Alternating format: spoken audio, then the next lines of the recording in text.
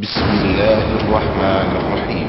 ومن أحسن قولا ممن دعا إلى الله وعمل صالحا وقال إنني من المسلمين. بسم الله الرحمن الرحيم. ومن أحسن الرحيم. الحمد لله رب العالمين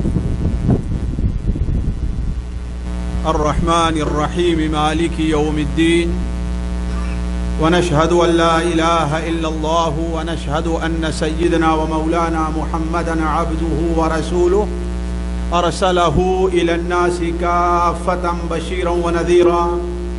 أما بعد، فإن خير الحديث كتاب الله، وخير الهدي هدي محمد صلى الله عليه وسلم، وشر الأمور محدثاتها، وكل محدثة بدعة، وكل بدعة ضلالة، وكل ضلالة في النار. أعوذ بالله السميع العليم من الشيطان الرجيم. بسم الله الرحمن الرحيم. الذين آمنوا وتطمئن قلوبهم بذكر الله، ألا بذكر الله تطمئن القلوب. الذين آمنوا وعملوا الصالحات طوبى لهم وحسن مآب. سبحانك لا علم لنا إلا ما علمتنا إنك أنت العليم الحكيم. رب اشرح لي صدري ويسر لي أمري واحلل عقدة من لساني يفقه قولي واحلل عقدة من لساني يفقه قولي. عزیز ساتھیوں، گرامی قدر علماء کرام، دور اور نزدیک سے آئے ہوئے بھائیوں، السلام علیکم ورحمۃ اللہ وبرکاتہ۔ اس دنیا میں ہماری اور آپ کی پیدائش کا ایک مقصد ہے، اور وہ ہے اللہ تبارک و تعالیٰ کی عبادت۔ یہ ایسی حقیقت ہے جس کا انکار کوئی بھی فرد بشر نہیں کر سکتا۔ اس حقیقت کو اللہ تعالیٰ نے قرآن مجید میں متعدد جگہ، مختلف الفاظ میں اور مختلف انداز سے بیان فرمایا ہے۔ ایک جگہ اللہ تبارک و تعالیٰ ارشاد فرماتا ہے وَمَا خَلَقْتُ الْجِنَّ وَالْإِنسَ إِلَّا لِيَعْبُدُونِ۔ ہم نے جن اور انس کو صرف اسی لیے پیدا کیا ہے کہ وہ ہماری عبادت کریں۔ ایک دوسری حدیث میں نبی کریم اللہ تبارک و ایک دوسری آیت میں اللہ تبارک و تعالی ارشاد فرماتا ہے افحسبتم انما خلقناکم عبثا وانکم الینا لا ترجعون۔ کیا تم لوگوں نے یہ سمجھ رکھا ہے کہ ہم نے تمہیں اس دنیا میں بیکار پیدا کیا ہے؟ تمہارے اس دنیا میں آنے کا مقصد صرف کھانا اور پینا کمانا ہے؟ نہیں۔ افحسبتم انما خلقناکم عبثا وانکم الینا لا ترجعون، اور تم ہمارے پاس ہماری طرف پلٹ کر کے آنے والے نہیں ہو؟ نہیں، ایسی بات نہیں ہے۔ فتعال اللہ الملک الحق، اللہ حکیم ہے، اللہ عادل ہے، اللہ سمیع و بصیر ہے۔ اللہ تبارک و تعالیٰ کی قدرت، اللہ تبارک و تعالیٰ کی شان، اللہ تعالیٰ کی ذات اس سے بہت اعلیٰ ہے۔ فتعالی بہت بلند ہے کہ ایسا بے مقصد کام اللہ تعالیٰ کرے نہیں۔ فتعالی اللہ الملک الحق لا الہ الا ہو۔ تمہاری پیدائش کا مقصد کیا ہے؟ لا الہ الا ہو، اس کے علاوہ کوئی عبادت کے لائق نہیں ہے، اور رب عرش عظیم کا رب ہے۔ نبی کریم صلی اللہ علیہ وسلم کی وہ حدیث جو سنن ترمذی اور سنن ابن ماجہ میں حضرت ابو ہریرہ سے مروی ہے، وہ حدیث قدسی ہے، اس کے اندر بھی اسی حقیقت کو واضح کیا گیا۔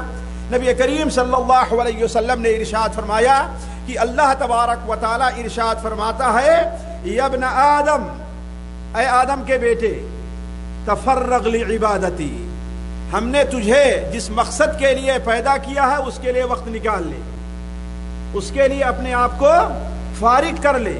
تفرغ لعبادتی، میری عبادت کے لیے تو فرصت کے وقت نکال. املأ صدرک غنا، تیرے دل کو میں مالداری سے بھر دوں گا اور تیری محتاجی کو دور کر دوں گا. اور اگر تم نے ایسا نہیں کیا تو تیرے دل کو مشغولیت سے بھر دوں گا اور تیرے فقر کو دور نہیں کروں گا. تو ساتھیوں، عرض کرنے کا مقصد یہ ہے کہ اللہ تبارک و تعالی نے ہمیں اور آپ کو ایک اہم مقصد اپنی عبادت کے لیے پیدا فرمایا ہے. یہ عبادتیں جن کا ہم سے اور آپ سے مطالبہ ہے ساتھیوں، وہ 4 قسم کی ہیں. جب تک یہ چاروں عبادتیں ہم نے اللہ تبارک و تعالیٰ کے لیے نہیں کیا، یا اللہ تبارک و تعالیٰ کے لیے بھی کیا لیکن اس میں اللہ کے ساتھ کسی کو شریک کیا، تو یہ ہماری عبادت ہمارے منہ پر مار دی جائے گی. وہ اللہ تعالیٰ کے نزدیک قیامت کے دن کوئی اہمیت نہیں رکھے گی. وہ 4 قسم کی عبادتیں ہیں.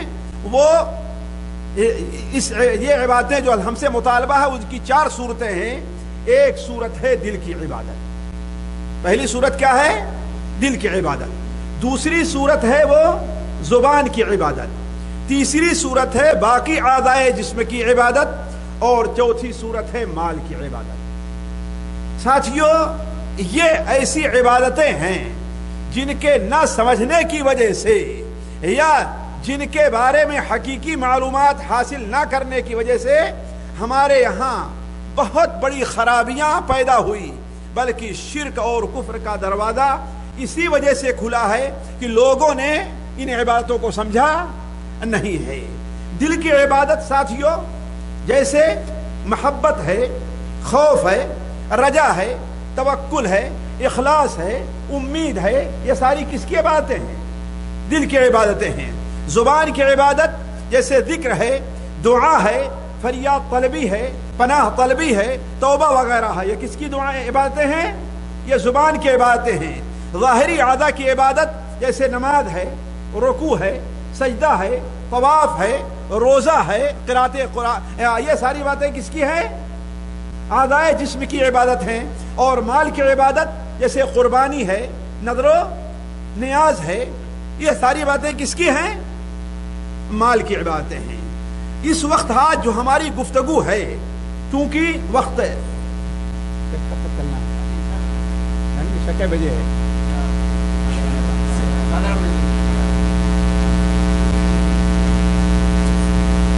چونکہ وقت بہت کم ہے، صرف 40 منٹ ہے، اس لیے میں بڑے ہی اختصار کے ساتھ اصل موضوع کی طرف آتا ہوں.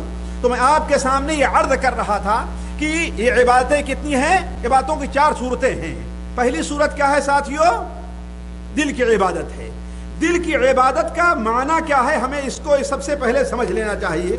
دل کی عبادت کا ساتھیوں معنی یہ ہے کہ وہ دل کے کام، دل کے وہ کام جس کا تعلق خالص دل سے ہے، اور ہمارے سے اور آپ سے اس کا مطالبہ ہے کہ ان کا کمال یا ان کی تمام صورتیں صرف اور صرف اللہ تبارک و تعالیٰ کے لیے ہونا چاہیے. ان کا کمال یا ان کی تمام صورتیں کس کے لیے؟ اللہ تبارک و تعالیٰ کے لیے ہونی چاہیے. ان کا کمال کو یا ان کی جو اہم صورتیں اللہ تبارک و تعالیٰ نے اپنے لیے رکھی ہیں، اگر کسی اور کے لیے اس کو صرف کیا گیا تو وہ ہمارے لیے وبال جان بنے گی اور اسی میں شرک داخل ہو جائے گا. ہم اس سے پہلے کہ اصل موضوع میں داخل ہوں، ہم یہ بات واضح کر دیں بڑے اختصار کے ساتھ کہ دیکھیے، دل کی عبادتیں تو بہت زیادہ ہیں، اور آج میں دل کی عبادتوں کی تفصیل نہ بیان کر کے میں صرف دل کی عبادت کی اہمیت اور فائدے کیا ہیں اس پر تھوڑی سی روشنی ڈالوں گا. کیوں؟ اس لیے کہ یہ چیز ہمارے یہاں سے آج تقریباً مفقود ہے. آج ہم مثال کے طور پر نماز پڑھنے کھڑے ہوتے ہیں، نماز کی ظاہری کیفیت کیا ہونی چاہیے، اس کے بارے میں کس قدر سوالات ہوا کرتے ہیں. ہر آدمی جو فتویٰ وغیرہ دیتا ہے اس سے سوال پوچھ لیجئے، یا کوئی بھی فتوی کتاب اٹھا کر کے دیکھ لیجئے، آپ کو پتہ چل جائے گا. بسا اوقات ایسے معمولی سوالات ہوا کرتے ہیں، اور اس کے اوپر لڑائیاں کھڑے ہو جایا کرتی ہے کہ علمان الحفیظ۔ مثال کے طور پر ہم تشہد میں بیٹھے تو اپنی انگلی کو سیدھے رکھے رہیں یا اپنی انگلی کو نیچے رکھیں، اٹھا کر کے ایک بار نیچے کر لیں، یا اپنی انگلی کو برابر حرکت کرتے رہیں۔ ہے بات صحیح کہ نہیں صحیح؟ میں یہ نہیں کہتا اس کی کوئی اہمیت نہیں، لیکن اس کے ساتھ ساتھ توجہ دینے کے لیے کچھ اور عبادتیں بھی ہیں۔ کیا ہم نے اور آپ نے کبھی یہ توجہ دی کہ وہ کون سے امور ہیں یا وہ کون سے ذرائع ہیں جس کے ذریعے ہماری انگلی میں نہیں بلکہ ہمارے دل میں بھی حرکت پیدا ہو، ہمارا دل حرکت میں آئے، اللہ کی خشیت، اللہ کا خوف، اللہ سے محبت، اللہ کی طرف تڑپ وہ پیدا ہو ہمارے دل کے اندر۔ آج ہم نماز میں کھڑے ہوں گے تو اس کے لیے بڑا اختلاف ہوگا کہ ہمارا پیر بغل والے سے کیسے ملنا چاہیے، بڑی کوشش ہوتی، اس کی ایک اہمیت ہے، اس کی اہمیت کا انکار نہیں کرتا، لیکن کیا کبھی کسی کو آپ نے سوال کرتے دیکھا ہے کہ وہ کون سے کام ہیں کہ ہمارے دل ایک دوسرے سے مل جائیں؟ اس لیے کہ اگر ہمارے دل مل گئے، اگر ہمارے پیر نہ بھی ملے رہے تو انشاءاللہ کامیابی ہے، لیکن ہمارے پیر لاکھ ملے رہیں ایک دوسرے کو کچل کیوں نہ دیں، لیکن اگر ہمارے دل ایک دوسرے سے ملے ہوئے نہیں ہیں تو یہ پیر کا ملنا ہمارے اور آپ کے لیے باعث لعنت ہے، باعث اجر نہیں ہے۔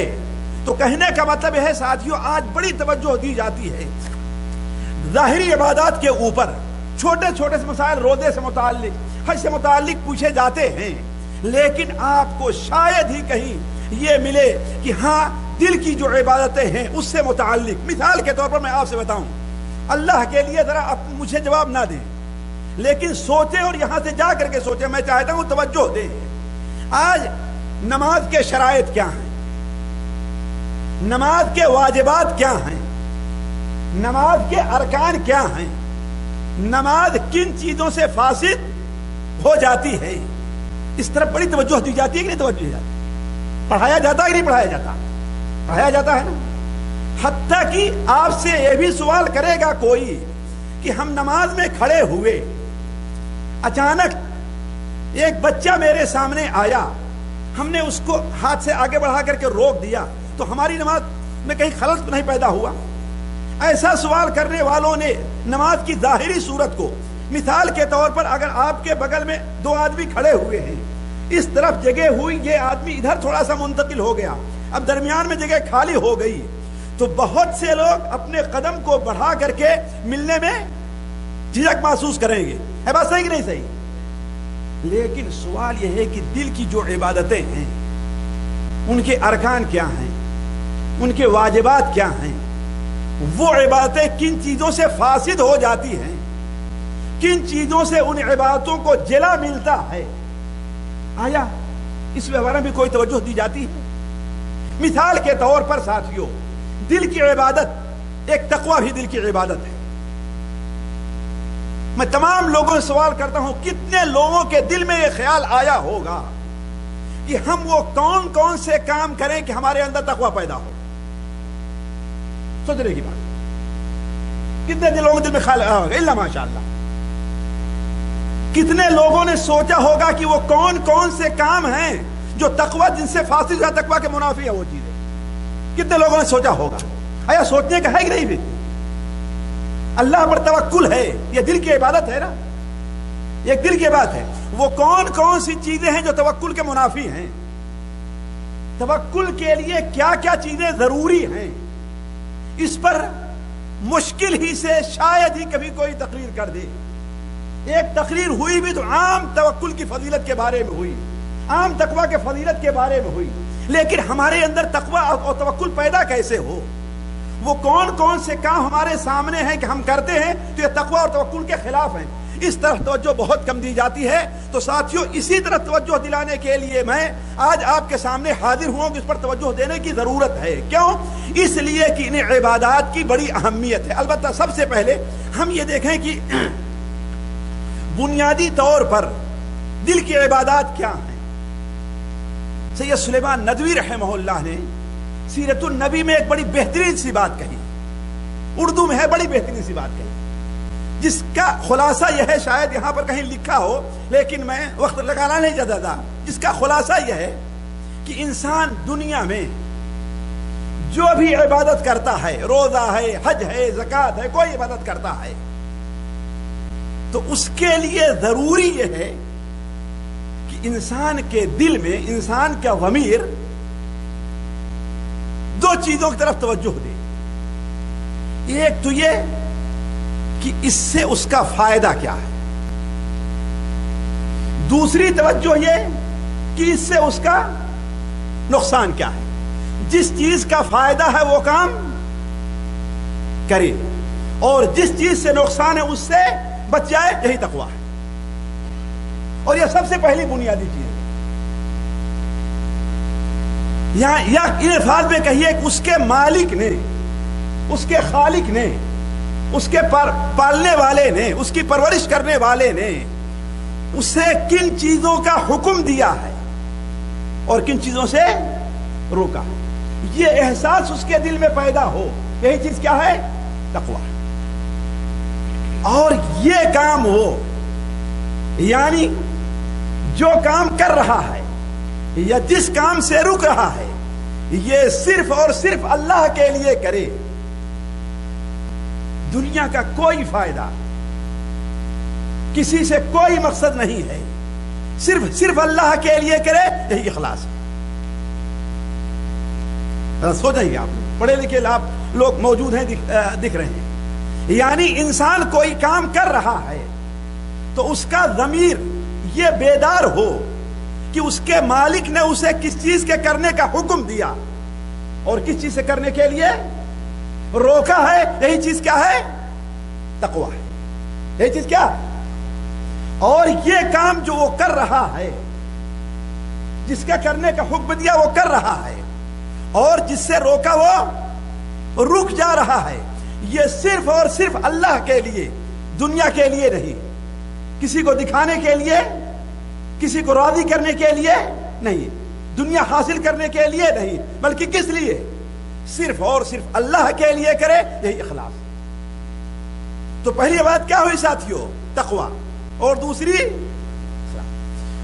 تیسری چیز ساتھیوں ذرا غور کریں گے، انسان بندے کمزور اور مجبور ہے، کمزور بندہ ہے، اس کے اندر اپنے طور پر بغیر اوپر والے کے، اللہ کی توفیق کے، مدد کے، نہ گناہ سے بچنے کی طاقت ہے اور نہ نیکی کرنے کی طاقت۔ اور یہی معنی ہے لا حول ولا قوت الا باللہ، لا حول عن معصیت اللہ الا من عصم اللہ، ولا قوت علی طاعت اللہ الا بفضل اللہ، بقوت اللہ۔ یعنی گناہ سے بچنے کی کسی کے پاس طاقت نہیں الا ہے کہ اللہ اس کو بچا لے، اور نیکی کرنے کی کسی کے پاس طاقت نہیں الا ہے کہ اللہ اسے توفیق دے۔ یہی چیز کیا ہے؟ لا حول، یہی معنی ہے نا۔ تو یہ جو اخلاص اور تقویٰ ہے، کوئی بھی کام کو انجام دینے میں وہ صرف اللہ کے اوپر اعتماد رکھے، یہی توکل ہے۔ یہی چیز کیا ہے؟ توکل ہے۔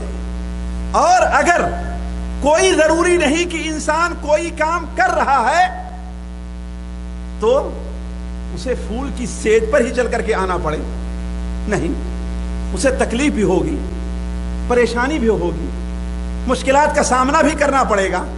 ساتھیوں، اللہ تک پہنچنے کا راستہ پھول کی سیج نہیں ہے، بلکہ وہ جو ایک ہمارے الہ آبادی شاعر نے کہا، جو کراچی منتقل ہو گئے تھے، وہ جو اس نے کہا ہے، صحیح کہا ہے کہ انہی پتھروں پہ چل کر اگر آ سکو تو آؤ۔ آپ لوگوں کو یاد بھی ہوگا، انہی پتھروں پہ چل کر اگر آ سکو تو میرے گھر کے راستے میں کوئی کہکشاں نہیں ہے، ایک نہیں ہے۔ تو اللہ تعالیٰ تک پہنچتا کسی کہکشاں پہ نہیں، پتھروں پر چل کر کے آنا، کانٹوں پر چل کر کے پہنچنا ہے۔ اس لیے مثال کے طور پر آپ دعوت کا کام کر رہے ہیں تو آپ کو تکلیف بھی اٹھانی پڑے گی، گرمی بھی سہنی پڑے گی، لوگوں کی باتیں بھی سننی پڑے گی، ہو سکتا ہے کہ آپ کو ایذا اور تکلیف مارا بھی جائے، آپ کو ہے بات صحیح کہ نہیں صحیح، آپ کو جیل میں بھی جانا پڑے، آیا ہم کی طرف سے بڑے ہو جائیں گے؟ آپ کو پتھر کھانے پڑے ہی نہیں کھانے پڑے. تو اس راستے میں جو تکلیف ہو اس پر برداشت کیا جائے, احتساب سے کام لیا جائے, یہی صبر ہے. یہی چیز کیا ہے؟ صبر ہے. کئی باتیں ہوئی ساتھیوں, کون کون یاد رہیں گے بھول جائیں گے؟ جی کون؟ تقوی, دوسری اخلاص, تیسری, چوتھی صبر. اور اگر انسان کی کوشش کامیاب ہو گئی, انسان اپنی کوشش میں کامیاب رہا, صبر کو بھی اس نے گوارا کر لیا, بلکہ صبر میں جو تکلیف پہنچی اسے, اس پر اس کو خوشی محسوس ہوئی, اور جیسا کام چاہتا تھا اس نے انجام دے دیا, تو اس پر اترائے نہیں, گھمنڈ نہ کرے کہ ہم نے بڑا کمال کر دیا ہے, ہم نے تو یہ کر دیا, ہم نے تو یہ کر دیا. نہیں, بلکہ اپنے دل سے, اپنی زبان سے اور مال سے اس کا شکر ادا کرے, یہی شکر ہے. تو یہ 5 بنیادی عبادتیں ہیں ساتھیوں دل کی. کون کون سی؟ جی تقوی, اخلاص, توکل, صبر اور شکر. اور ایک ناحیے سے اور دیکھیے, ہم سے اور آپ سے اللہ کی عبادت کا مطالبہ ہے نا, ہے کہ نہیں؟ عبادت کے اندر جب ہمارے 3 جذبے یا 4 جذبے نہیں پائے جائیں گے, ہماری کوئی عبادت اللہ کے نزدیک مقبول نہیں ہوگی. ہماری عبادت نماز ہے, روزہ ہے, حج ہے, زکات ہے, کوئی عبادت ہے. حتیٰ کہ قلبی عبادات جو ہیں, اگر ان میں 4 جذبات شامل نہیں رہے تو ہماری کوئی عبادت اللہ کے نزدیک مقبول. وہ کون ہے؟ وہ کون کون سے جذبات ہیں؟ پہلا جذبہ ہے کہ جس کی عبادت کریں اس سے ہم محبت کریں. پہلا جذبہ کیا ہے؟ دنیا میں ہم بادشاہ کی بھی اطاعت کرتے ہیں, لیکن کوئی ضروری نہیں کہ ہم اس سے محبت بھی کریں. لیکن اگر اللہ سے ہم نے محبت نہیں کی تو ہماری عبادت مقبول ہوگی. تو پہلی چیز کیا ہے ساتھیوں؟ محبت ہونی چاہیے. اور دوسری چیز کیا ہے؟ خوف ہونا چاہیے. دوسری چیز کیا ہے؟ خوف ہونا چاہیے. کس سے؟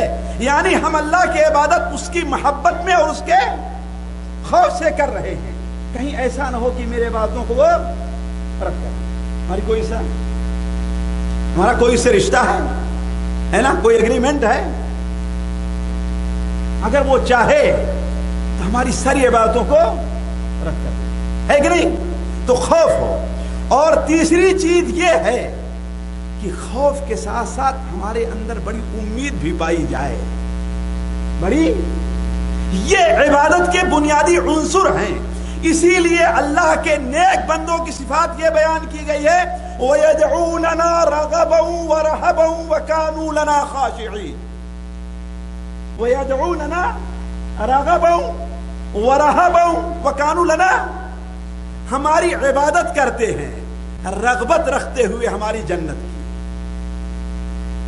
رہبت خوف کھاتے ہوئے ہمارے عذاب سے, وَكَانُوا لَنَا خَاشِعِينَ, اور ہمارے تابع فرماندے. تو کہنے کا مطلب یہ ہے ساتھیوں, یہ ہے قلبی عبادتیں جس پر ایک لمبی بحث کی ضرورت ہے, میں اس طرف نہیں جانا چاہتا.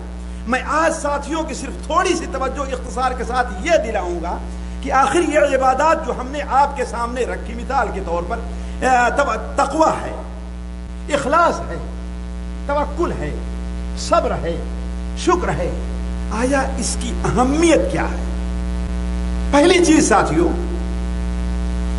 اگر قلبی عبادات میں خلل رہا, میں آپ کو ایک مثال دوں. یہ بتائیے, یہاں جتنے بھائی ہمارے حاضر ہیں, کوئی ایک شخص حاضر تو یہاں ہے لیکن میری باتیں سن نہیں رہا ہے. وہ کہاں سوچ رہا ہے؟ اپنی دکان کے بارے میں, اپنے بچوں کے بارے میں, اپنے اس بارے میں کہ جتنا جلدی ختم ہو یہاں سے ہم بھاگ. ایسا ہوتا ہے کہ نہیں ہوتا؟ تو یہاں بیٹھنے سے اس کا کچھ فائدہ ہوگا؟ حاضری ہو جائے گی, اس کی حاضری رہے گی نا, لیکن اس کا کوئی فائدہ ہوگا؟ جی کیوں؟ اس لیے کہ اس کا جسم تو حاضر ہے لیکن دل حاضر نہیں ہے. ایسے ہی آپ اپنے جسم سے اللہ کی چاہے جتنی عبادت کریں، اگر آپ کا دل حاضر نہیں ہے، دل کی عبادت نہیں ہے، تو اسے بات کا کوئی فائدہ نہیں۔ ذرا غور کریں، یہی معنی تو ہے اس حدیث نبوی کا کہ بندہ نماز پڑھتا ہے، کسی کو اس کی نماز کا 10واں حصہ ملتا ہے، کسی کو 9واں حصہ، کسی کو 8واں، یہاں تک کہ 5واں، آخر تک کہا کسی کو اس کی نماز کا کوئی حصہ نہیں ملتا، حالانکہ نماز سب پڑھ رہے ہیں۔ کیوں؟ اس لیے کوئی اخلاص کی اور دل کی اور خشوع اور خضوع کی کمی ہے۔ تو اس چیز کو ہمیشہ ذہن میں رکھیں ساتھیوں کہ اگر قلبی عبادت میں خلل ہے تو ظاہری عبادت کا کوئی فائدہ نہیں ہے۔ اس لیے ہمیں اور آپ کو قلبی عبادت طرف کیا کرنا چاہیے؟ توجہ دینی چاہیے۔ مثال کے طور پر ساتھیوں، قلبی عبادات میں، ظاہری عبادات میں 3 عبادات کو بڑی اہمیت حاصل ہے۔ مثال کے طور پر اللہ تعالیٰ کے راستے میں جہاد کرنا، ظاہر بات ہے اپنی جان کو قربان کرنا ہے، خون اور پسینے سے جو مال اکٹھا کیا ہے اس کو خرچ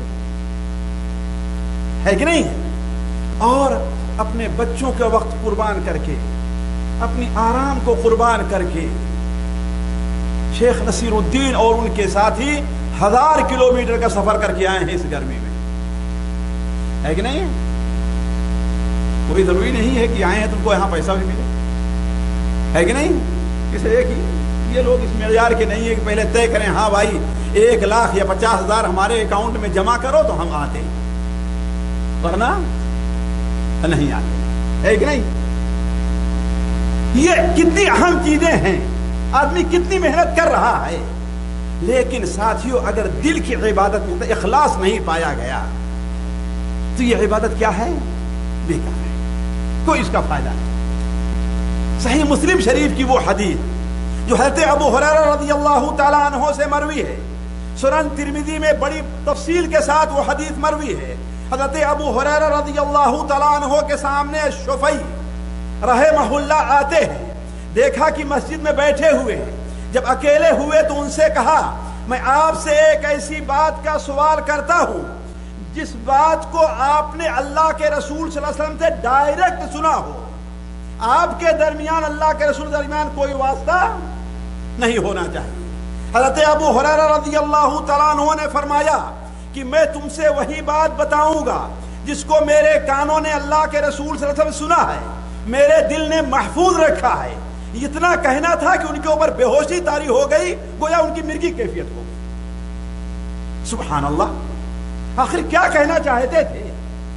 کیا چیز تھی ساتھیوں؟ وہ سوچیں، میں یہی توجہ دلانا چاہتا ہوں کہ قلبی عبادات کی طرف توجہ دیں آپ لوگ، ورنہ یہ ساری کی ساری عبادات 60 سال 70 سال جو آپ کر رہے ہیں، جیسا کہ نبی صلی اللہ علیہ وسلم نے ارشاد فرمایا کہ ایک بندہ اللہ کی 60 سال تک عبادت کرتا ہے اور اس کی 1 رکعت بھی اللہ قبول نہیں فرماتا، ہم اور آپ اس میں تو ہمارا شمار نہیں ہو رہا ہے۔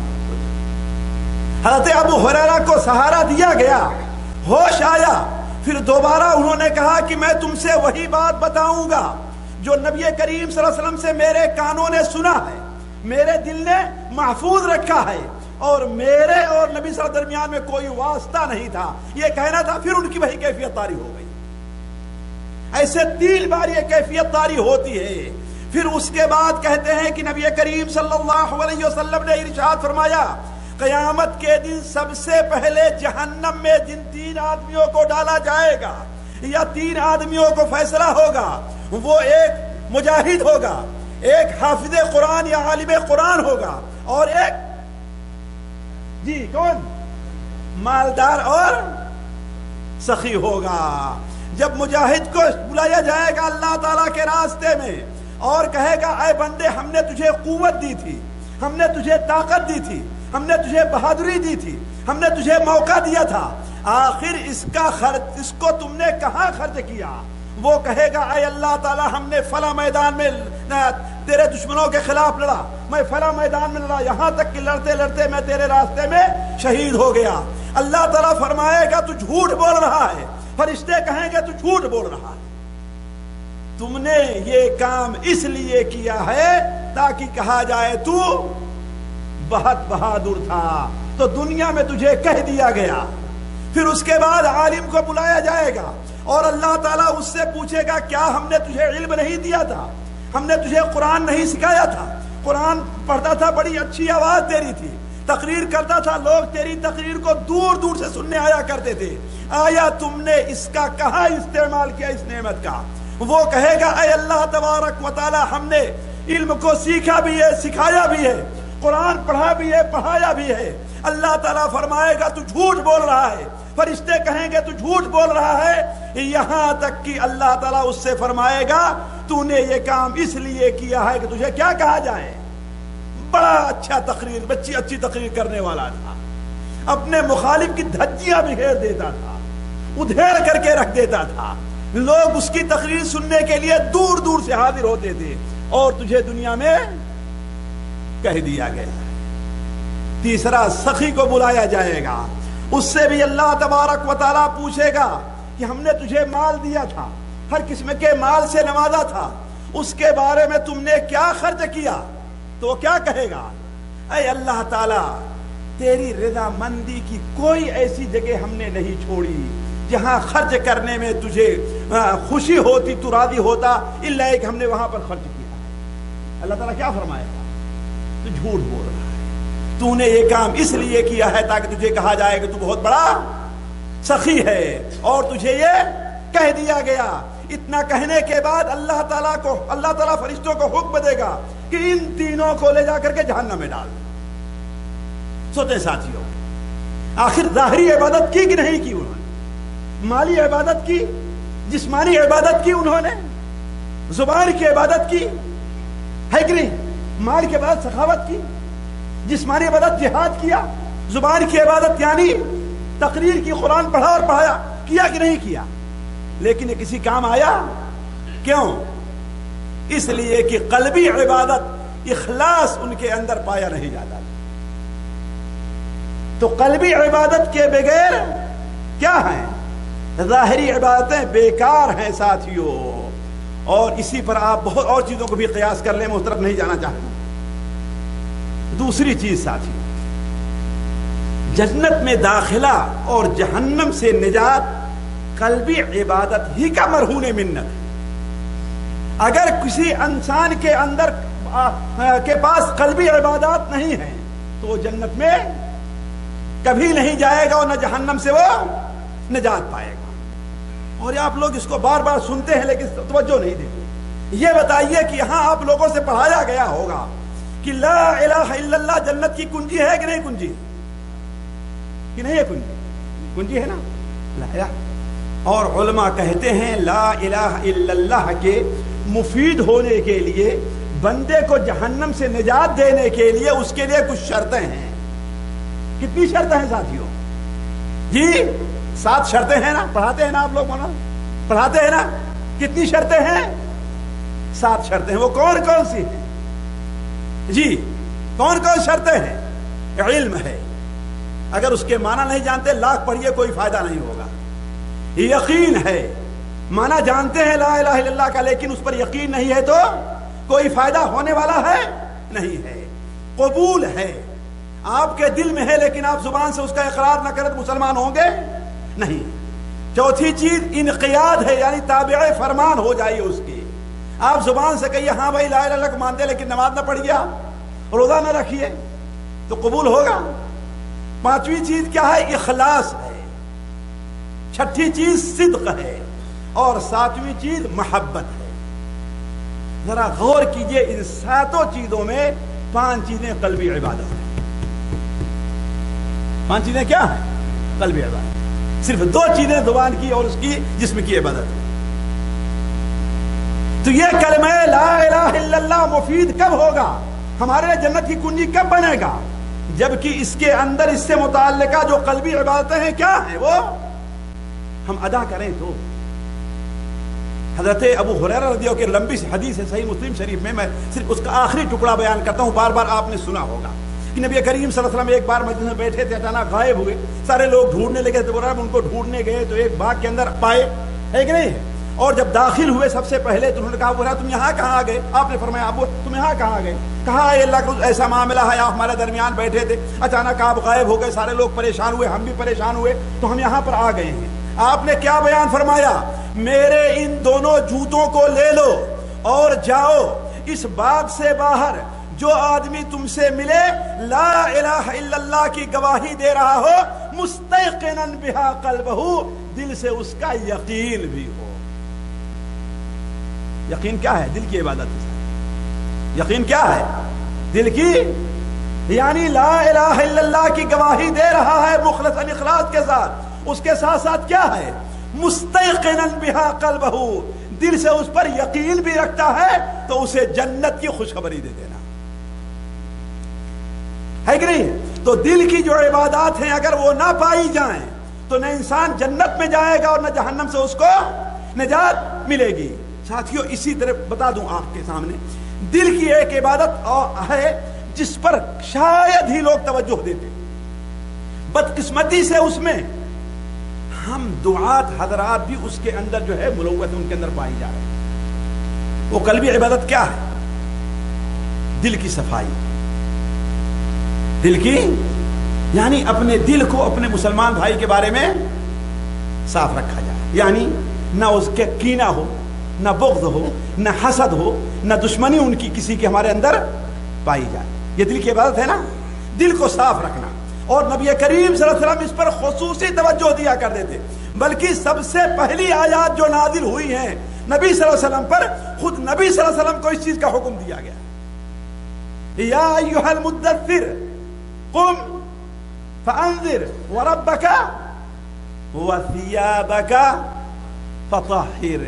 جمہور مفسرین کہتے ہیں وثیابک فطہر سے وقلبک فطہر مراد، اپنے دل کو پاک کیجئے، والرجز فہجر، پہلے دل کو پاک کیجئے پھر بتوں کی پوجا سے بچیے۔ اگر دل پاک نہیں ہے تو بتوں کی پوجا سے بچنے سے کوئی فائدہ۔ وثیابک فطہر، تو یہ ایسی عبادت ہے کہ اللہ کے رسول صلی اللہ علیہ وسلم کو بھی اس کا حکم دیا گیا ہے۔ تو اگر ہمارا آپ کا دل پاک اور صاف نہیں ہے تو جنت میں جانا، مسند احمد اور مسند بزار کی اس حدیث کے اوپر غور کیے، حضرت انس بن مالک سے مروی ہے کہ اللہ کے رسول صلی اللہ علیہ وسلم ایک بار ایک مجلس میں بیٹھے ہوئے تھے، آپ نے فرمایا اس راستے سے ابھی ایک جنتی آدمی آئے گا۔ اس راستے سے کہا ایک مسلمان کو دیکھے، انصاری صحابی اپنے ہاتھ میں جوتا لیے ہوئے ہیں، وضو کا پانی ٹپک رہا ہے، اور آ کر کے سلام کیے اور بیٹھ گئے۔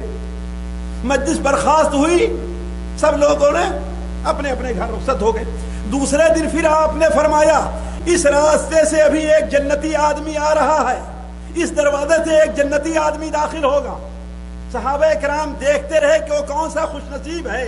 تھوڑی دیر میں پھر وہی صحابی اسی حالت میں اپنے ہاتھ میں جوتا لیے ہوئے ہیں اور وضو کا پانی ان سے ٹپک رہا ہے۔ تیسرے دن پھر آپ نے یہی کہا کہ اس راستے سے یا اس دروازے سے ابھی ایک جنتی آدمی داخل ہوگا، اور پھر وہی صحابی اسی کیفیت سے داخل ہوتے ہیں۔ حضرت عبداللہ ابن عمر نے کہا کہ آخر معاملہ کیا ہے کہ 3 دن سے اللہ کے رسول کیا بیان فرما رہے ہیں، یہ ایک جنتی آدمی آ رہا ہے اور وہی آدمی آ رہا ہے۔ چنانچہ اب جب جانے لگے تو ان کے ساتھ ہو لیے اور کہا چچا جان میرے ابو جان سے میرا تھوڑا سا اختلاف ہو گیا ہے، اور 3 دن تک ہم نے گھر میں داخل ہونے کی قسم کھا لی کہ میں داخل نہیں ہوں، اگر ہو سکے تو آپ مجھے 3 دن اپنے ساتھ رکھ لے تو تیسرے دن میں جاؤں گا اپنے ابو سے صلح کر لوں گا۔ کہا بیٹا کوئی بات نہیں، آؤ رہو۔ کہا کہ ان کے ساتھ جب میں رہنے لگا تو دیکھتا ہوں کوئی خاص عبادت ان کی اور نہیں ہے، البتہ رات میں جب بیدار ہوتے ہیں تو سبحان اللہ والحمدللہ کا ورد کرتے ہیں، نہ اور لوگوں سے زیادہ روزے رکھتے ہیں، نہ نماز پڑھتے ہیں، نہ تہجد پڑھتے ہیں۔ وہ تو سمجھے تھے کہ راتوں رات نماز پڑھتا ہوگا، یہ دن میں برابر روزہ رکھتا ہوگا، کتنی عبادت کرتا ہوگا، لیکن کچھ نہیں پائے۔ تیسرے دن بالکل مایوس ہو کر کے واپس جانے لگے۔ کہا کہ چچا جان اب میں واپس جا رہا ہوں، لیکن ایک بات ضرور بتا دیجیے۔ کہا بیٹے کیا ہے؟ کہا میرے ابو سے میرا کوئی اختلاف نہیں تھا، کوئی لڑائی میرے ابو سے نہیں تھی، اصل مقصد یہ تھا کہ 3 دن اللہ کے رسول صلی اللہ علیہ وسلم نے ارشاد فرمایا کہ اس دروازے سے ایک جنتی آدمی داخل ہوگا اور تینوں دن آپ ہی آئے ہیں. تو میں یہ دیکھنا چاہتا تھا کہ آخر آپ وہ کون سا عمل کرتے ہیں کہ اللہ کے رسول نے آپ کو جنتی کہا, تاکہ وہی عمل میں بھی کروں. کرنا چاہتے ہی نہیں کرنا چاہتے ساتھیوں جی, لیکن مشکل بہت ہے. جی ہاں مشکل بہت ہے. اللہ کی قسم رات بھر جاگ کر کے نماز پڑھنا آسان ہے, لیکن یہ کام بڑا مشکل ہے. الا من رحم اللہ, الا کہ اللہ کے اس کے اوپر رحمت ہو جائے.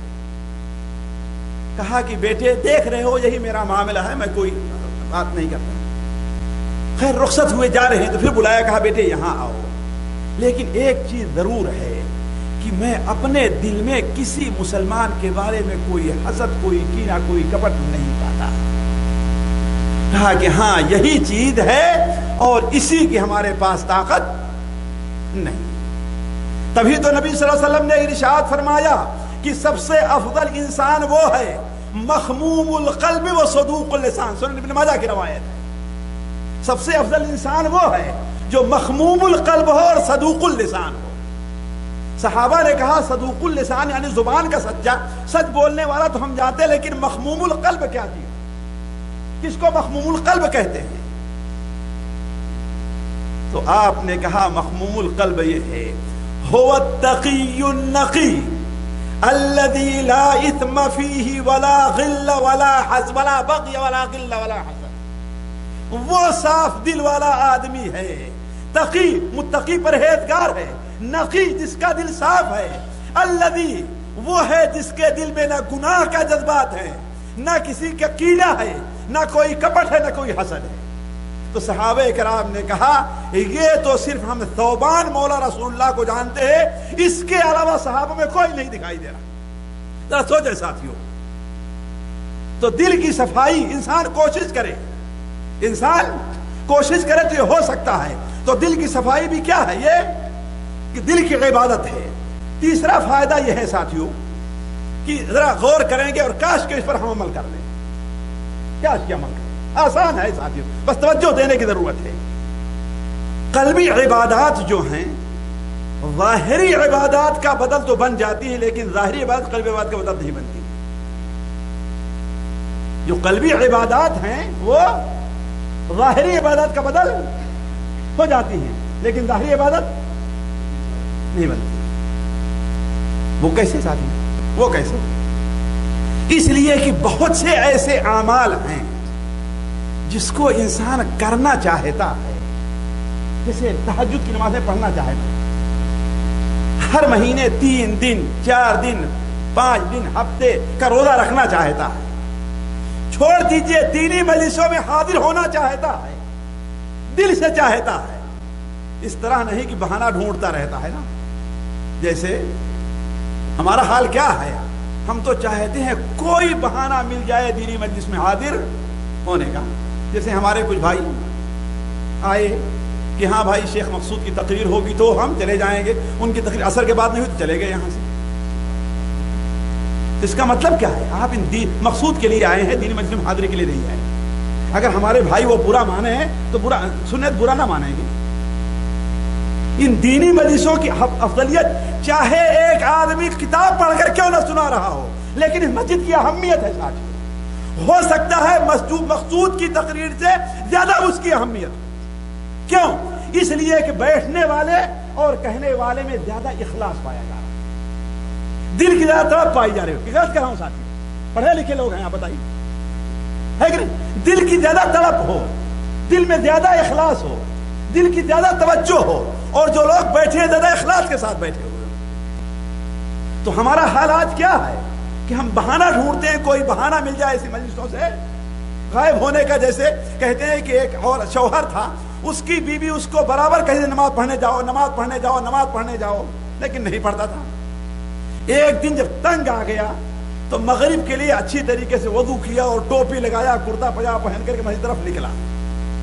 جب مسجد کے دروازے پر پہنچا دیکھا مسجد دروازہ بند ہے. کہا الحمدللہ مسجد تیری وجہ سے رکاوٹ آئی ہے, میری کوئی غلطی نہیں ہے, اب چلا. ہمارا حال یہ ہے ساتھیوں, برا نہ مانیں گے. ہم کوئی نہ کوئی بہانہ ڈھونڈتے ہیں کس سے؟ اس کس چیزوں سے بچ جانے. لیکن اگر ہم چاہتے ہیں، حقیقت میں دل کے ساتھ چاہتے ہیں، اور کسی عذر سے ہم یہ کام نہیں کر سکتے، کوئی عذر ہے شرعی طور پر ہم یہ کام نہیں کر سکتے ہیں، تو یقین مانے کہ اگرچہ آپ نہیں کر رہے ہیں،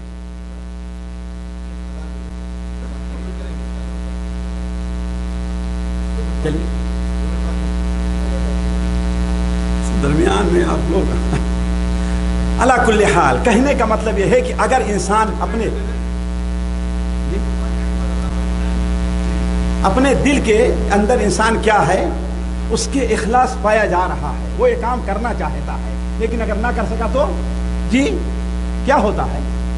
اللہ تعالیٰ اس کو اس کا بدلہ دیتا ہے. جیسا کہ نبی کریم صلی اللہ علیہ وسلم نے ارشاد فرمایا، من سأل الشہادۃ بصدق، جو آدمی دل کی سچائی سے اللہ تعالیٰ کے راستے میں شہید ہونے کی دعا کرتا ہے، تو اگرچہ اپنے بستر کے اوپر اس کا انتقال ہو، اللہ تعالیٰ اسے شہداء کے مقام تک. اور اس حدیث کے اوپر غور کریں جو مسند احمد میں، سنن ترمذی میں حضرت ابو کبشہ الانصاری رضی اللہ عنہ سے مروی ہے، انماری سے مروی ہو، بیان کرتے ہیں کہ اللہ کے رسول نے کیا ارشاد فرمایا، دنیا ہر قسم کے لوگ رہتے ہیں. اب آپ سوچ لیں کہ آپ کن میں بننا چاہتے ہیں؟ دنیا میں کتنے لوگ ہیں؟ 4 قسم کے لوگ رہتے ہیں. ایک آدمی وہ ہے جسے اللہ نے مال بھی دیا ہے اور علم بھی دیا ہے. وہ کون سا علم ہے؟ انجینئرنگ کا، جی ڈاکٹری کا، کس کا علم ہے؟ اپنے بارے میں دین کا علم دیا کہ اس مال کو کیسے خرچہ کرے. جو مال دیا ہے اس مال کو وہ کیسے خرچہ کرے. تو اللہ نے اسے مال بھی دیا ہے اور علم بھی دیا ہے. وہ اپنے علم کے مطابق اس مال کو اللہ تعالیٰ کے راستے میں خرچ کرتا ہے تو اللہ تعالیٰ کے نزدیک کے سب سے اونچے مقام پر. دوسرا وہ آدمی ہے جسے اللہ نے مال تو نہیں دیا ہے لیکن علم دیا ہے. وہ سوچتا ہے کہ کاش کہ میرے پاس بھی مال ہوتا تو میں بھی فلاں کی طریقے سے خرچ کرتا. تو آپ صلی اللہ علیہ وسلم نے ارشاد فرمایا ان دونوں کا مقام ایک ہے. ساتھ ذرا سوچیں، ایک لاکھوں اور کروڑوں خرچ کر رہا ہے، ایک آدمی ایک پائی بھی نہیں خرچ کر رہا ہے، لیکن دونوں کا مقام کیا ہے؟ کس کی وجہ سے؟ بدن کی عبادت کی وجہ سے، دل کی عبادت کی وجہ سے. دل کی سچے دل سے اس کی یہ خواہش ہے، یہ جذبہ ہے، اخلاص پایا جا رہا ہے، اللہ کا تقوی ہے. وہ چاہتا ہے کہ میرے پاس ہو تو میں ایسے ہی خرچ کروں گا. تو کہنے کا مطلب اگر آپ یہاں پر نہیں آ سکتے، کوئی عذر ہے، تو کم سے کم جی نیت تو کر لیجیے کہ اس میں بھی کوئی محنت لگتی ہے. کوئی نیک کام آپ نہیں کر سکتے کسی کو دیکھے ماشاءاللہ مال خرچ کر رہا ہے، آپ نیت تو کر لیں اس کی. تیسرا وہ آدمی ہے جسے اللہ نے مال تو دیا ہے لیکن علم نہیں دیا ہے. وہ اپنے مال کو اللہ تعالیٰ کی توجیہ کے مطابق نہیں، اللہ کے دیے علم کے مطابق نہیں، بلکہ جہاں چاہتا ہے ناجائز جائز خرچ کر رہا، اسے کوئی پرواہ نہیں. تو یہ سب سے برے مقام پر. چوتھا وہ آدمی ہے کہ نہ اسے نہ مال ہے نہ علم ہے، اس کے پاس نہ مال ہے نہ علم ہے. وہ کہتا کاش کہ میرے پاس بھی مال ہوتا تو میں اس کی طرح خرچ کرتا. تو اللہ کے رسول فرماتے ہیں یہ دونوں ایک مقام پر ہیں. ذرا سوچئے صاحب. تو جو قلبی عبادت ہے وہ بدنی عبادت کا بدل بنتی ہے، البتہ بدنی عبادت کا بدل نہیں بنتی. اب اذان دے دیں تو صرف 2 باتیں اور کر کے میں اپنی بات کو بند کروں گا. حالانکہ باتیں بہت ہیں لیکن صرف 2 باتیں. جی اذان دے دیں.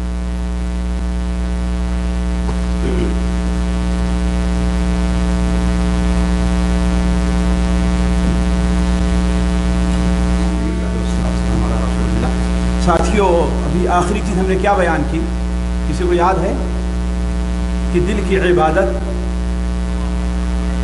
جی بدنی عبادت کا بدل بن جاتی ہے، لیکن بدنی عبادت دل کی عبادت کا بدل ہے نا. یعنی دل کی عبادت میں اگر اخلاص ہے، اللہ پر بھروسہ، توکل ہے، تو بہت سے بدنی عبادتوں کا بدل اسی سے ملتی جلتی ایک صورت ہے. اسی سے ملتی جلتی کہ بسا اوقات دل کی عبادت معمولی سی بھی، معمولی کام بھی وہ اسے دل کی عبادت اگر صحیح طور پر ہے تو بہت بڑا کر کے پیش کر دیتے.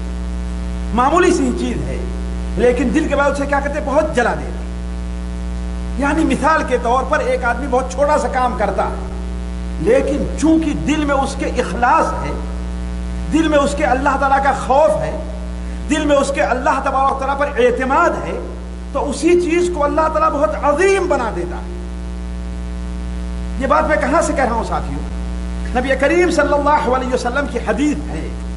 آپ صلی اللہ علیہ وسلم نے ارشاد فرمایا کہ ایک درہم 1,00,000 درہم پر بھاری ہو گئی. ذرا سوچیں صاحب, کتنا؟ ایک درہم کتنے پر؟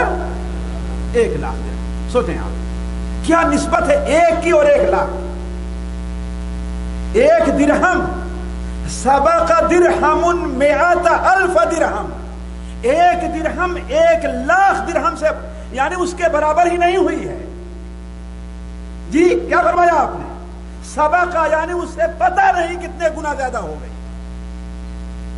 ایک درہم کتنے پر؟ 1,00,000. سوچیں کیوں؟ صحابہ نے کہا اے اللہ کے رسول ایسا کیسے ہوا؟ کہا اس لیے کہ ایک آدمی کے پاس صرف 2 درہم تھے. بس کتنا تھے؟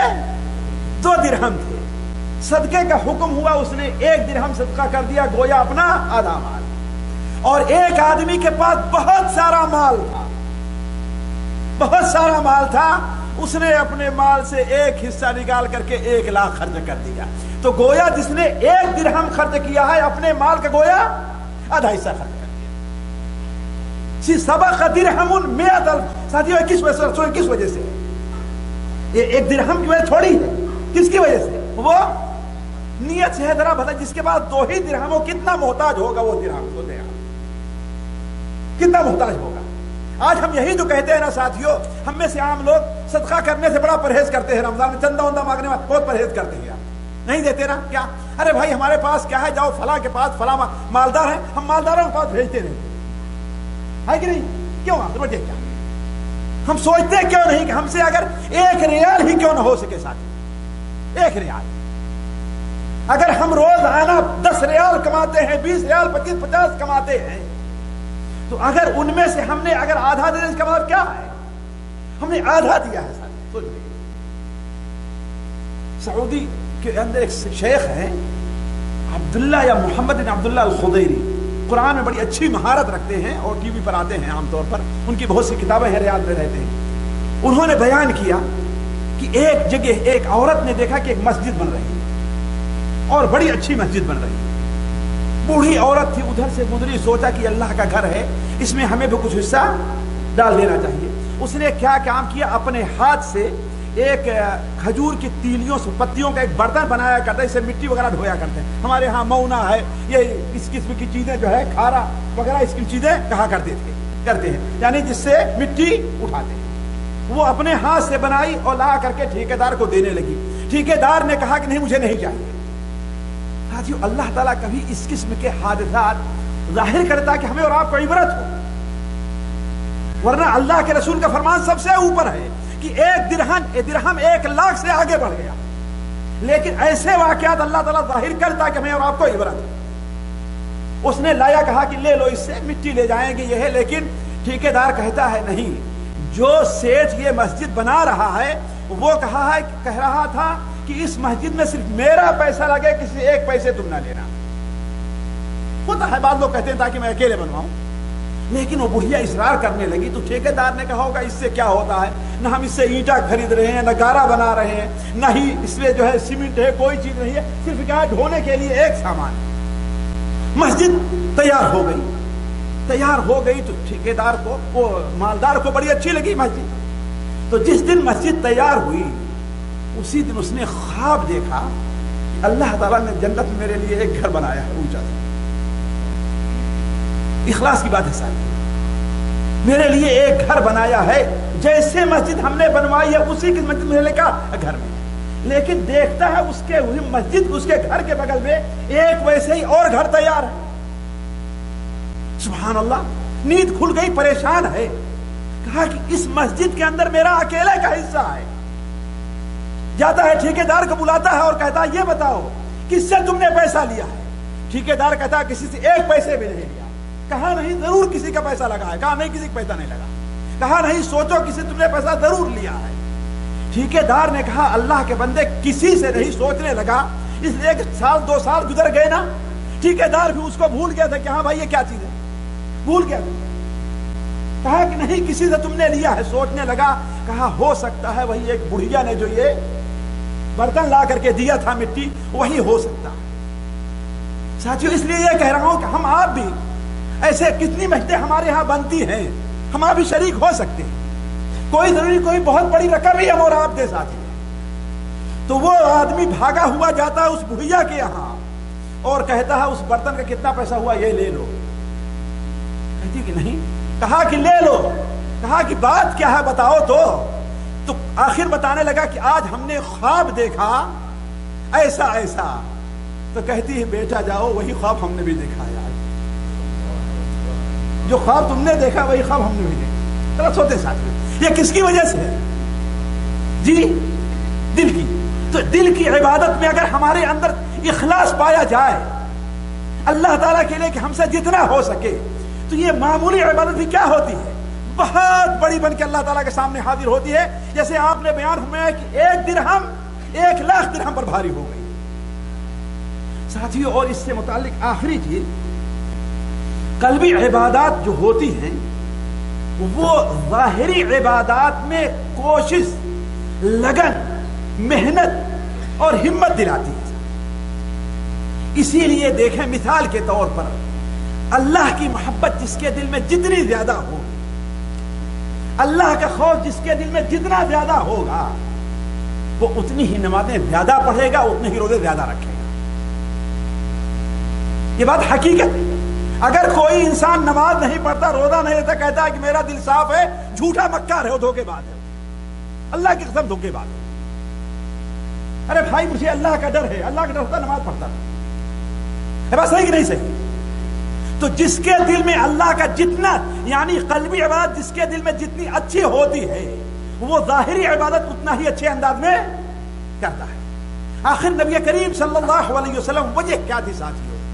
وجہ کیا تھی کہ آپ, حالانکہ اللہ نے آپ کے اگلے پچھلے تمام گناہوں کو بخش دیا تھا, اس کے باوجود آپ کے عبادت کا طریقہ کیا تھا ساتھیوں؟ ذرا سوچیں آپ. ذرا صحیح بخاری شریف کی حدیث ہے کہ آپ اتنی دیر تک تہجد کی نماز میں کھڑے رہا کرتے تھے کہ آپ کے پیر صرف سوج نہیں بلکہ اوپر سے پھٹ جایا کرتے تھے. ذرا سوچیں آپ. بھائی عائشہ بیان فرماتی ہیں کہ نبی کریم صلی اللہ علیہ وسلم کے آخری ایام میں زیادہ تر نماز بیٹھ کر کے ہوا کرتی. کتنا؟ کون سی نماز؟ تہجد. اور جب 50 آیت باقی رہ جاتی تو آپ کھڑے ہو جایا کرتے. ذرا سوچیں ساتھی, جب 50 آیت باقی رہ جاتی تو اس کا مطلب کتنا پڑھتے ہوں گے آپ؟ ذرا سوچیں. ایک آیت میں, ایک رکعت میں 50 آیت باقی رہ جاتی تو 50 آیت کتنے صفحے ہوگا آج گن لیجئے گا آپ لوگ, 5 صفحے سے کم نہیں ہوگا. کتنا؟ اور ہم تراویح میں ہم سے آدھا صفحہ نہیں کھڑا ہو جائے گا, 1 صفحہ نہیں کھڑا ہے. کیوں؟ اس لیے کہ اللہ کی محبت, اللہ کا خوف ہمارے دل میں نہیں, دل قلبی بات نہیں میں نے پائی جاتی. اگر یہی دلی بات ہمارے اندر پائی جاتی, اللہ کا شکر ہے, اللہ نے ہمیں صحت دی ہے, مال دیا ہے, نوکری دی ہے, دکان ہماری چل رہی ہے, ہمارا سارا کام چل رہا ہے. کتنے لوگ ہیں جو کھانے کے محتاج ہیں, ہے بات صحیح کہ نہیں صحیح؟ کتنے لوگ ہیں ہندوستان پاکستان میں آپ طرف للچائی نظر سے دیکھتے ہیں. آخر اس کا شکریہ آپ نے کیا ادا کیا؟ یہی رکھتا تہجد کی نماز نہیں پڑھی, یہی شکریہ اس کا. ذرا سوچیں, نبی کریم صلی اللہ علیہ وسلم سے جب پوچھا مغیرہ ابن شعبہ نے حضرت عائشہ رضی اللہ تعالیٰ عنہ, دونوں کی حدیث بخاری شریف میں ہے, کہ آپ آخر اتنی محنت کیوں کرتے ہیں؟ اللہ نے آپ کے اگلے پچھلے تمام گناہوں کو بخش دیا ہے. تو آپ نے کیا فرمایا جی؟ کیا میں اللہ کا شکر گزار بندہ؟ آخر یہ کیا ہے؟ قلبی عبادت ہے ہی نہیں, سوچنے کی بات. تو اگر انسان کے اندر قلبی عبادت پائی جائے تو ظاہری عبادت میں اس کا, آج ہم سے مسجد میں ٹھہرا کیوں نہیں جاتا ساتھ؟ سوچیں آیا آج ہماری یہ کیفیت ہے کہ نہیں کیفیت ہے؟ جتنے لوگ یہاں پر موجود ہیں جو پڑھے لکھے ہیں وہ بھی, جو ان پڑھ ہے وہ بھی, جو عالم ہے وہ بھی, جو غیر عالم ہے وہ بھی. ذرا سوچے، اللہ کی قسم سوال ہے کہ جمعہ کے دن مسجد میں کب جاتے ہیں؟ سوال ہے میرا ایک، آپ اپنے سوچے یا 5 وقتہ نمازوں میں مسجد میں کب ان کی حاضری ہوتی ہے؟ ذرا سوچے کتنا پہلے جاتے ہیں اقامت سے؟ آیا کبھی انہوں نے سوچا کہ اذان سے پہلے پہلے وہ تیاری کیے رہتے ہیں؟ سوچا کبھی انہوں نے؟ سوچنے کی بات ہے. کیوں؟ وجہ اس کی یہی کہ دل کی جو عبادتیں ہیں نا اس کے اندر کمی اور خلل پایا جا رہا ہے. محبت، شوق، جذبہ وہ نہیں ہمارے اندر. اگر وہی ہمارے اندر پایا جائے تو عدی ابن ابی حاتم کہتے ہیں کہ جب سے میں مسلمان ہوا ہوں کسی بھی نماز کا وقت ہمارے اوپر نہیں آیا الا یہ کہ میں نماز کے لیے تیار بیٹھا تھا. آیا سعید ابن مسیب کو واقعہ آپ لوگوں نے پڑھا ہی نہیں پڑھا کہ 40 سال تک ان کی تکبیر تحریمہ نہ ٹوٹی ہے اور نہ جماعت میں کسی کی پیٹھ دیکھا ہے انہوں نے. کیوں؟ قلبی محبت تبھی تو. آخر ہمارے اندر کیوں نہیں ہے؟ ہم حمام کے پاس کھڑے ہو کر کے بکواس کرتے رہیں گے لیکن مسجد میں نہیں آیا جائے گا. کیوں؟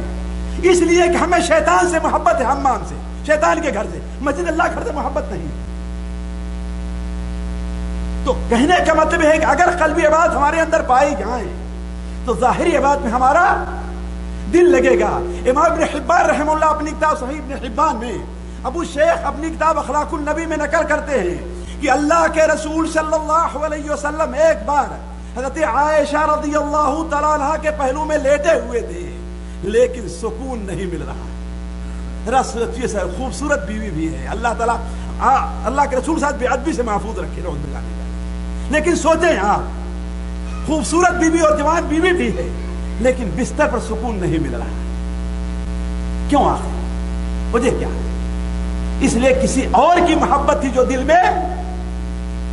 آپ نے کہا یا عائشہ ذرینی اتعبد لربی، اے عائشہ اگر تم اجازت دو تو میں کھڑے ہو کے اللہ کی عبادت کرنا شروع کر دوں. کیوں؟ آخر اللہ کی محبت تھی تبھی تو نا کہ بستر پر نہیں اچھا لگ رہا ہے، سونے میں مزہ نہیں آ رہا ہے. کس میں مزہ آ رہا ہے؟ اللہ تعالیٰ کے سامنے کھڑے ہو کر کے اپنے پیروں کو تھکانے میں. جس طریقے سے اللہ کی قسم سوچئے جب موسم ہوا کرتا ہے دکانوں پر کھڑے ہو کر کے کام کرنے والے لوگ 16 گھنٹے کام کرتے ہیں اور تھکتے نہیں ہیں. وہ ہے بات صحیح کہ نہیں صحیح؟ کیوں؟ اس لیے کہ مال کی محبت رہے گی. تو یہی محبت اگر ہمیں اللہ کی ہو، جنت کی ہو، نماز سے ہو تو نماز مسجد میں ہمارا دل اکتائے گا.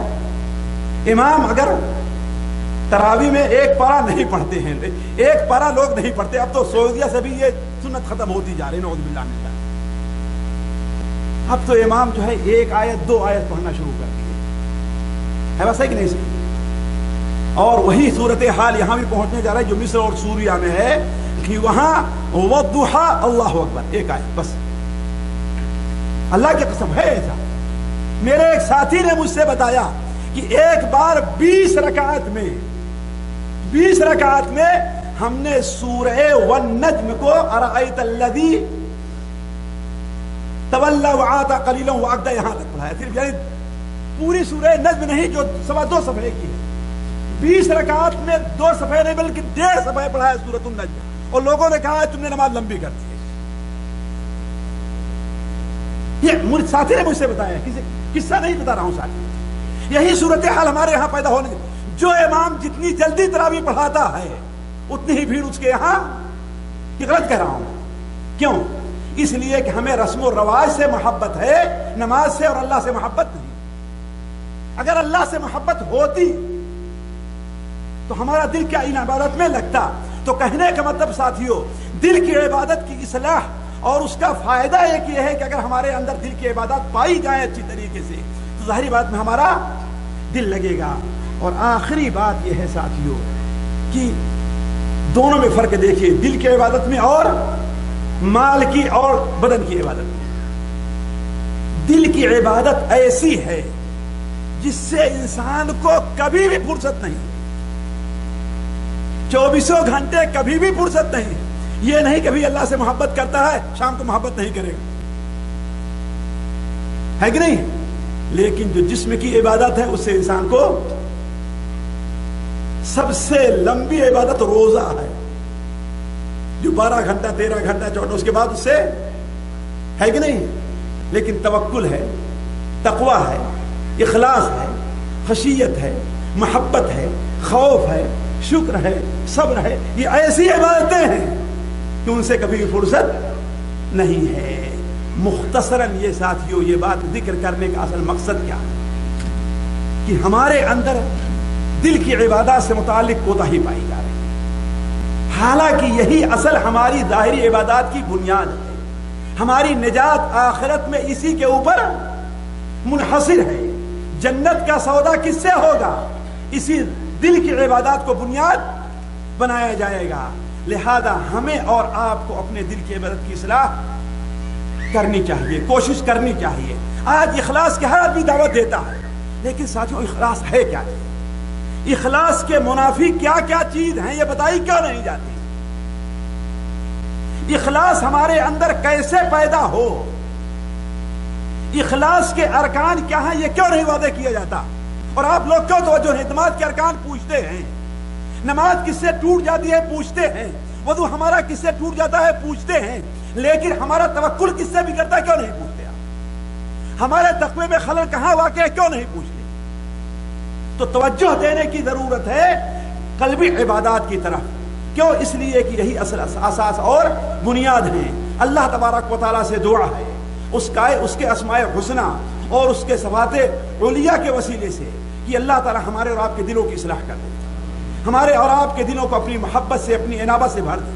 اللہ تعالیٰ ہمارے اندر اخلاص پیدا کرے، اللہ ہمیں تقویٰ کی دولت سے نواز دے، اللہ تعالیٰ ہمارے دل کو نفرت سے، حسد سے، بغض سے، کبر سے، کینہ سے اللہ تعالیٰ ہمارے دل کو پاک کرے۔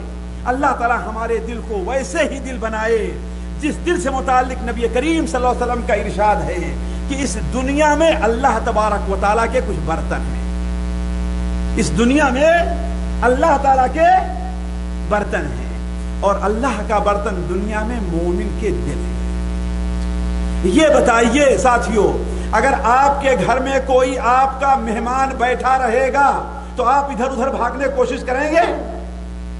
جی، تو آپ کے دل میں اللہ ہے، آپ ادھر ادھر کیوں جا رہے ہیں؟ اس کا مطلب ہے کہ اللہ تعالیٰ کو اپنے دل میں آپ نے نہیں رکھا۔ تو اس دنیا میں اللہ تعالیٰ کے جو برتن ہیں کون ہیں؟ وہ مومن کے دل ہیں۔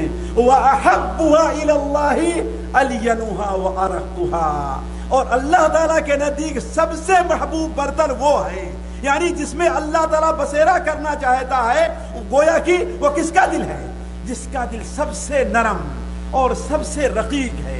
جنت کا ذکر آیا تڑپ اٹھا، جہنم کا ذکر آیا رو دیا۔ تو جس کا دل جتنا ہی نرم ہوگا اللہ تعالیٰ کا گویا کہ اس کے اندر بسیرا اتنا ہی زیادہ ہوگا۔ اللہ تعالیٰ ہمارے دلوں کو شیطان کے بسیرے سے پاک کر کے اللہ تعالیٰ اپنا برتن ہمارے دل کو بنا لے۔ سبحانک اللہم و بحمدک اشہد ان لا الہ الا انت استغفرک و اتوب الیک۔